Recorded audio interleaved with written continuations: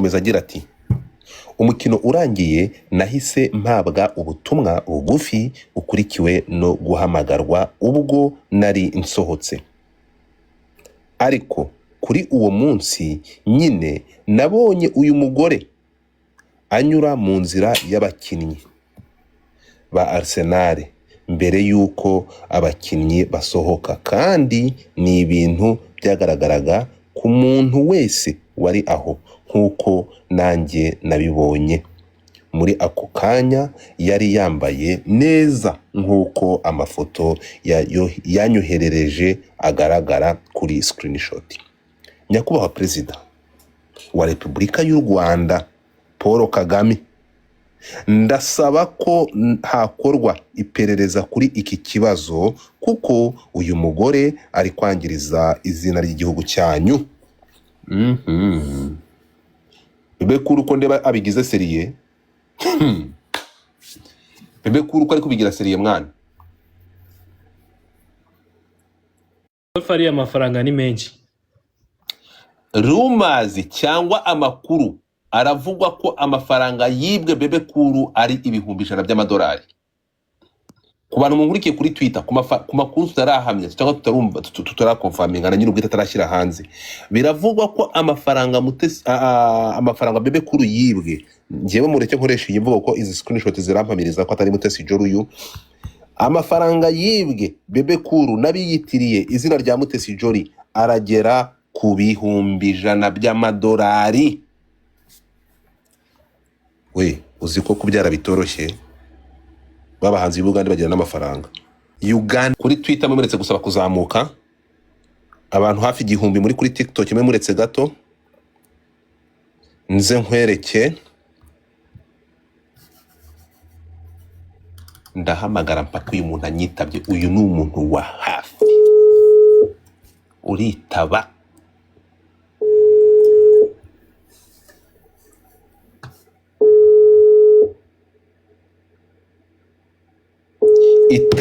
Itaba tukeneye kumenya amafaranga. Aha niho mvanya amakuru.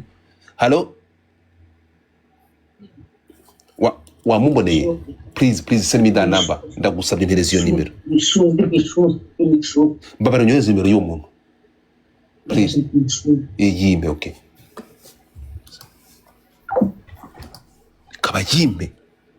Erega nta kuryama inkuru y'inkuru yabaye inkuru. So, nukuvuga ngo ahanga ni mwitegereza neza cyane.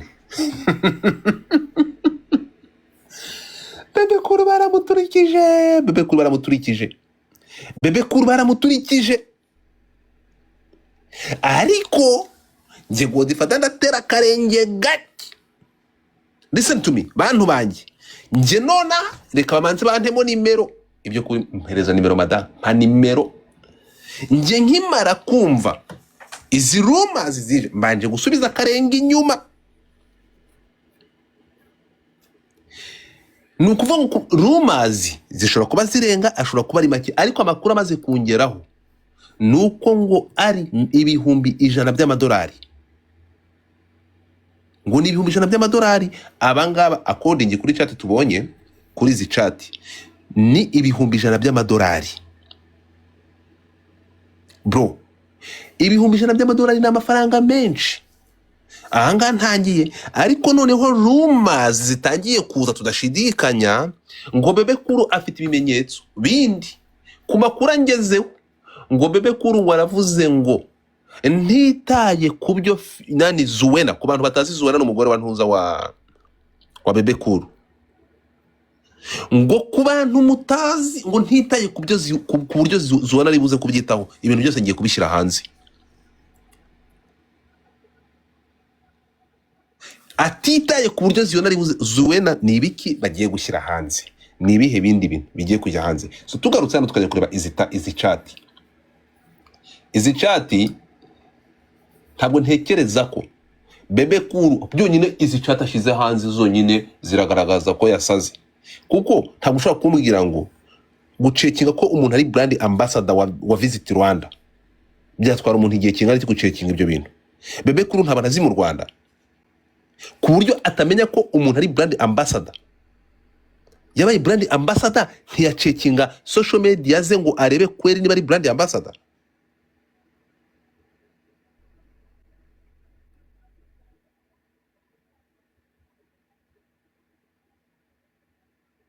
Tugendane gatoya cyane muri statement yi screenshot ndi kubereka, urabona ko hari kuvuga ko uyu muntu yipresenta kuri Bebe Cool yamubwiye ko Mutesi Jolly ari brand. Noneho umugabo ni gitangaza, umva ukuntu hano avuga, aramubwira ko ari brand ambassador, karakanamubwira ko akora muri ntuza muri High Commission, ni umukozi akorera guverinoma y'u Rwanda. I'm doing government work at Rwanda High Commission here, then also I am ambassador of Visit Rwanda, so with Arsenal na Saint Germain. Urukumva? Ndashaka kubaza, nimuza kwitegereza Bebe Cool ni ikigoryi ku buryo adashobora gucekinga ngo amenye niba mu by'ukuri Mutesi Jolly ari brand ambassador.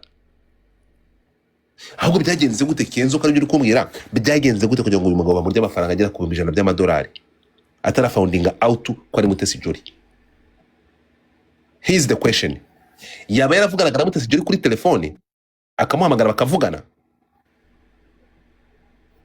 So ngo ibi ni ibimenyetso bimwe, Bebe Cool ntagira inshuti.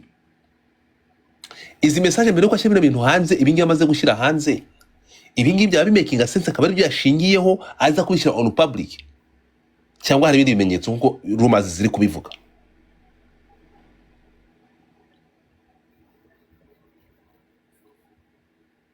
First of all, izi message zo ku bantu bazi Mutesi Jolly, izi message ntabwo Mutesi Jolly ntabwo kino cyongereza yacyandika. Izi message zo without ntabwo ari Mutesi Jolly. That's number one. Ahubwo ni umugande wabaze Bebe Cool amubara neza, aza amakuru ye.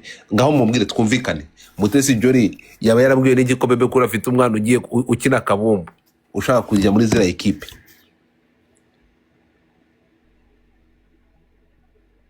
Mbega umugabo. So kugeza aya masaha njyewe ntarabona video cyangwa ifoto Bebe Cool ari kumwe na Mutesi Jolly nkuko rumazi ziri kubivuga ko hari ama video bari kumwe kuri hoteli i Kampala kuri Serena, bitarajya ku karubanda ngo abishyire hanze. Kugeza n'aya masaha Bebe Cool ibyo arimo ni bitabapfu.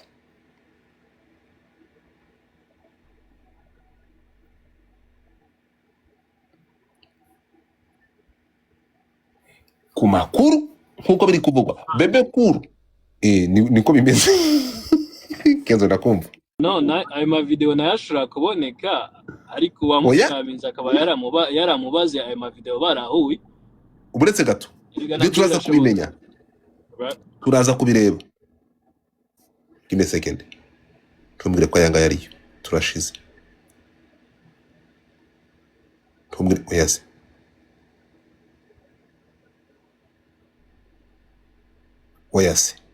oya, ntabwo ari byo.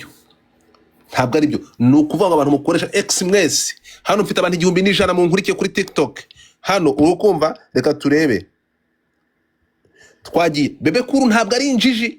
Bebe Cool ni umuntu wakiye mu ishuri, tugendane gake. Bebe Cool ahangaha turi kwibaza ngo difata nashuka dukura umutima. Ntabwo ndi kubakura umutima. Listen to me my people, ni ukuvuga kugeza aya masaha ibi bintu Bebe Cool bagiye kugaragara nk'injiji zimwe zabayeho mu karere. Nukuri kw'Imana, ni gute uyu mugabo yisanze aya mafaranga? Ntabwo ndahamya ko ariyo, ntabwo aya mafaranga ndamenya ko ariyo yayariwe angana gutya $100,000. Ariko niba $100,000 yarayariwe, Bebe Cool waba uhagarariye indangare nigeze mbonaho kuri isi y'Imana. So rumors ziravuga ko, ninjye muntu babwiye ibi bintu, rumors ziravuga ko amafaranga yariwe Bebe Cool agera mu $100,000. Ntabwo ndabihamya neza, niko bivugwa kuko ntabwo arashyira receipt. Mwibuke ko ari buze kugaragaza transaction zagiye zikorwa n'uburyo yohereje amafaranga.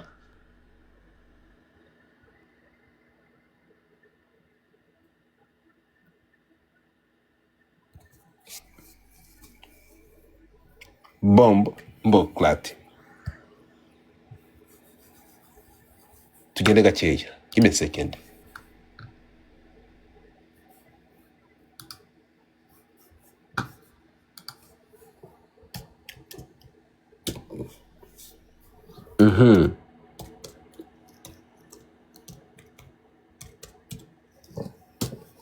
Twagiye munyuve neza cyane hano, munyuve neza cyane.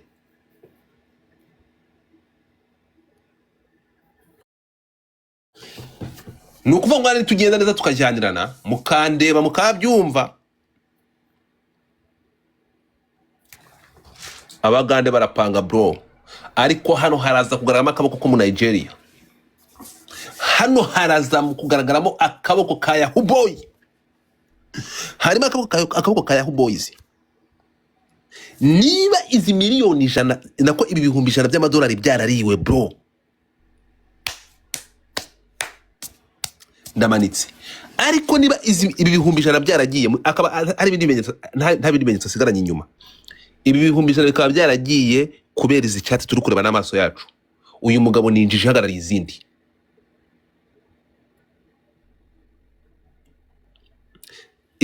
Izi chat mukanya ngiye kuzamura abantu kuri TikTok, ngiye kuzamura abantu mushyiremo request, mukanya ndazamura abantu mutapinga screen bataza kumanura ko ngiye gushyira izindi chat.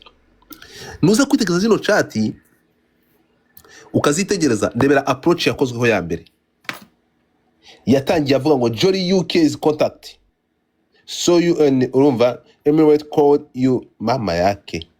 Aha, urabona hano Bebe Cool ko avuga muri ya ntuza amaze gukina, urabona ko Bebe Cool avuga ko yamuhamagaye kuri telefone undi ntamwitabe. Bebe Cool ntamwitabe bro. Ahangaha ndebera Mutesi Jolly wafashe iyi foto, urukumva akandikira umuntu ataramusubiza kongera akaba yanditse indi, ataramusubiza akamwoherereje ifoto, yarangiza kongera ngo it's Jolly. Nuvuga ngo urabona ko yipresence inshuro 3 ebyiri, hejuru amwe ngo Jolly is contact, hasi arongera ngo it's Jolly happy new year, arangije amwohere. Abasikama baragwira, abasikama baragwira, scam ziragwira bro.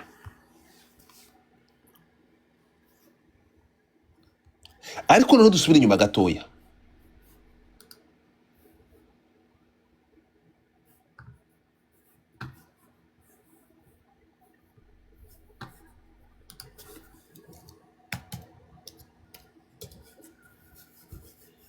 Umva,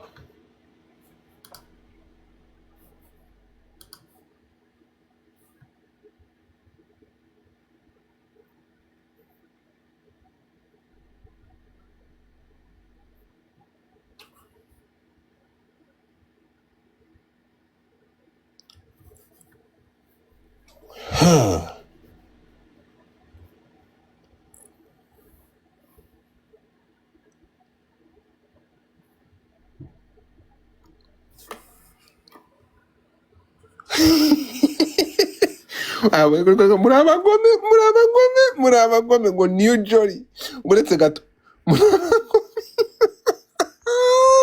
So ahangaha bitewe na rumors ziri kuva mu gikari, umva, bitewe na rumors ziri kuva mu gikari,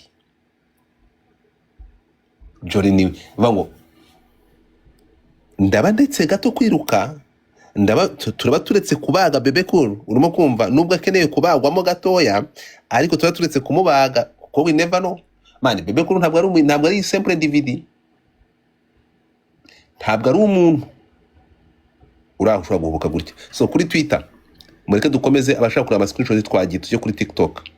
Kuri TikTok abantu bari kuri Twitter no ngenda havuye, duhurire kuri TikTok again. Uyu munsi ndababarangura, ndabavana batwara hano, bavana batwara hariya. Let's go on TikTok.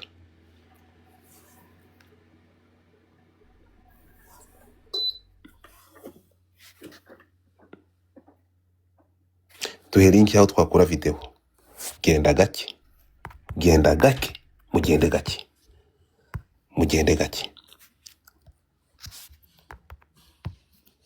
Jesus, Jesus, Jesus, Jesus. Jesus, Jesus, Jesus. Umva rero,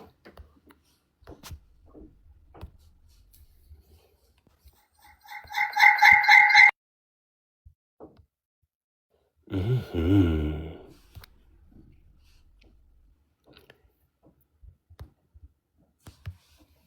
So abantu noneho nimushyire muri request kugira ngo iyi boro nyishyiremo neza ndajya nzitambika. Reka mbigenze. Ese ego ko bayivanyeho ya boro, ntumbwire ko bayikuyeho. Oya se sigaho.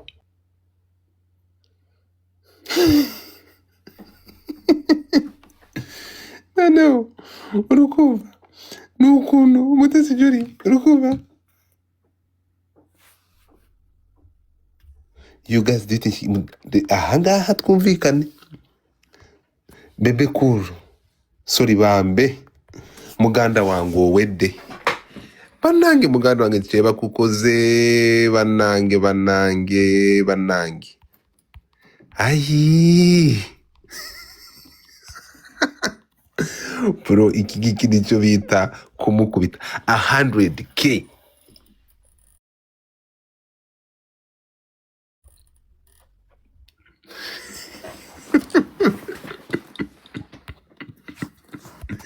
Ibicucu muri comment ngo ni Gatema wihinduye Mutesi Jolly.